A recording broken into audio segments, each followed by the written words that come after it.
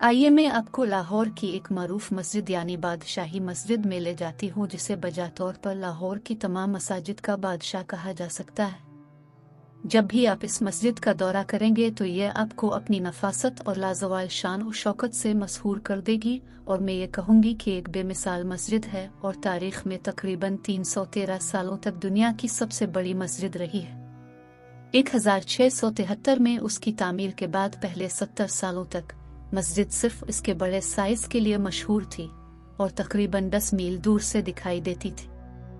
अब आप अंदाजा लगाएं कि मस्जिद की अहमियत और शान और शौकत क्या है। कहा जाता है कि ये मस्जिद 1671 और 1673 के दरमियान फिदाई खान कोका की निगरानी में तामीर की गई थी, जो मुगल शहंशाह औरंगजेब के बहनोई और लाहौर के गवर्नर थे।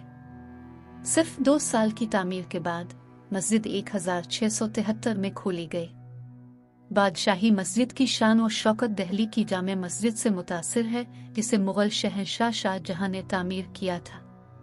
चूंकि मस्जिद का शुमाली सिरा दरियाए रावी के किनारे बनाया गया था, इसलिए जामे मस्जिद में इस्तेमाल होने वाले शुमाली दरवाजे की तरह नस्ब करना मुमकिन नहीं था, और मजमूई तवाज़ुन बरकरार रखने के लिए जुनूबी दरवाजा भी नहीं बनाया गया था। अब एक सवाल की तरफ आते हैं कि ये मस्जिद यहाँ क्यों बनाई गई। तारीखी हवालाजात हमें बताते हैं कि बादशाही मस्जिद को इब्तिदाई तौर पर आखिरी नबी सल्लल्लाहु अलैहि वसल्लम खातिमुल नबिय्यीन के बालों की हिफाजत के लिए बनाया गया था। मुझे यकीन है कि बहुत से लोग इस हकीकत को नहीं जानते थे। दीगर तारीखी वाक़यात बताते हैं कि औरंगज़ेब ने यह मस्जिद मराठा बादशाह छत्रपति शिवाजी के खिलाफ अपनी फौजी मुहिम्मात की यादगार बनाने के लिए बनाई थी। मस्जिद के अंदरूनी और बैरूनी हिस्से को वसीअ अरीज़ सफ़ेद संगमरमर से मुज़य्यन किया गया है, जो मुग़ल आर्ट के लिए आम फूलों के डिज़ाइन के साथ है, जिससे यह मस्जिद मुग़लिया दौर की तमाम मसाजिद से मुख्तलिफ नज़र आती है। इसीलिए उसे मसाजिद का बादशाह कहा जाता है। बादशाही मस्जिद के नक्शो निगार को मुग़ल फ़न तामीर का मुनफरिद और बेमिसाल काम समझा जाता है। मरकज़ी हुजरे के हर तरफ कमरों में ऐसे कमरे हैं जो मजहबी तालीम के लिए इस्तेमाल होते थे।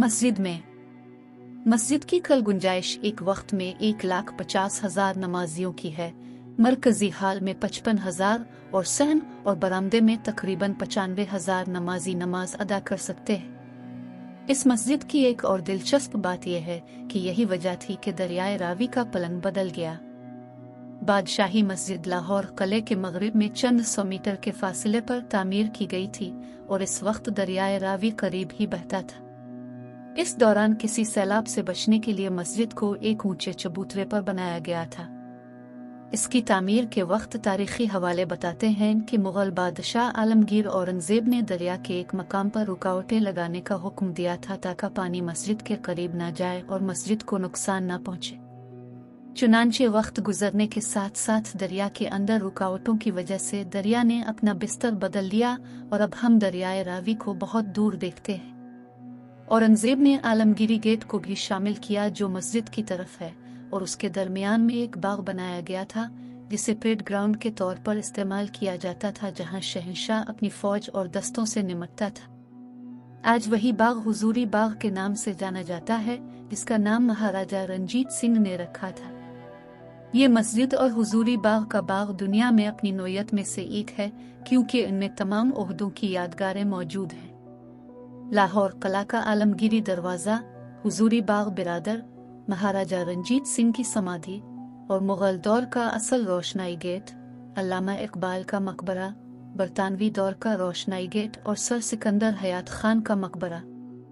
बादशाही मस्जिद होने के साथ साथ लोगों के लिए एक मशहूर सियाहती मकाम है, और हर रोज़ तकरीबन हज़ारों सयाह यहाँ आते हैं, और वीकेंड पर यह पूरे पाकिस्तान से सयाहों से भर जाती है।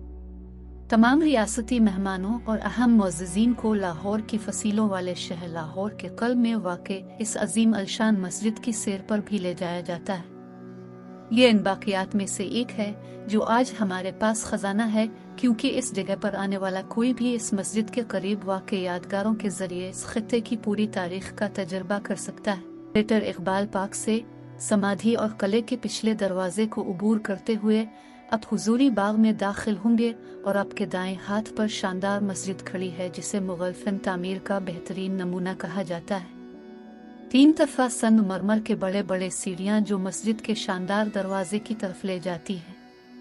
गेट में दाखिल होने पर आपको वसी सहन नजर आएगा जिसके बीच में एक चश्मा है। मस्जिद के अंदरूनी हिस्से में स्टोको टर्यूसरा और फ्रेस्को नक्शों और संगमरमर की जड़ी हुई पेंडिंग से भरपूर आराइश है। सहन के अंदर नमाजगाह में 4 मीनार हैं जो मस्जिद के मुजाफात के हर कोने में 4 मीनारों की नकल करते हैं। पूरा फन तामीर हम आहंगी का निशान है जो मुगल फन तामीर में जाना जाता था। हम देखते हैं कि मरकजी नमाजगाह को भारी सतूनों पर सहारे वाले कसीर अल मकासिद मेहराबों के जरिए 7 हिस्सों में तकसीम किया गया है, जिनमें से 3 पर सफेद संगमरमर के दोहरे गुंबद हैं जबकि बाकी 4 हिस्से चपटे गुंबदों से ढके हुए हैं। इसके बानी के किरदार की अक्कासी करने की कोशिश में ममारों ने मस्जिद को दिलेरी, वुसअत और अजमत को जाहिर करने के लिए डिजाइन किया। दीवारें कंकर चूने मोड़ में बिछाई गई छोटी भट्टे की ईंटों से बनाई गई थी। इस मकाम पर मरकजी इमारत भी सुर्ख रेत के पत्थर से बनाई गई थी और उसे सफेद संगमरमर से सजाया गया है। नमाजगाह में एक मरकजी मेहराब वाला ताक है, इसके पीछे 5 ताक हैं जो मरकजी ताक के साइज के तकरीबन 1/3 हैं। मस्जिद में संगमरमर के 3 गुंबद हैं, जिनमें से सबसे बड़ा मस्जिद के बीच में वाक़े है और जिसके किनारे 2 छोटे गुंबद हैं। तारीखी और सकाफती तौर पर ये एक अहम मकाम जाना जाता है। मज़ीद दिलचस्प वीडियोस के लिए हमारे चैनल को लाइक, शेयर और सब्सक्राइब करें।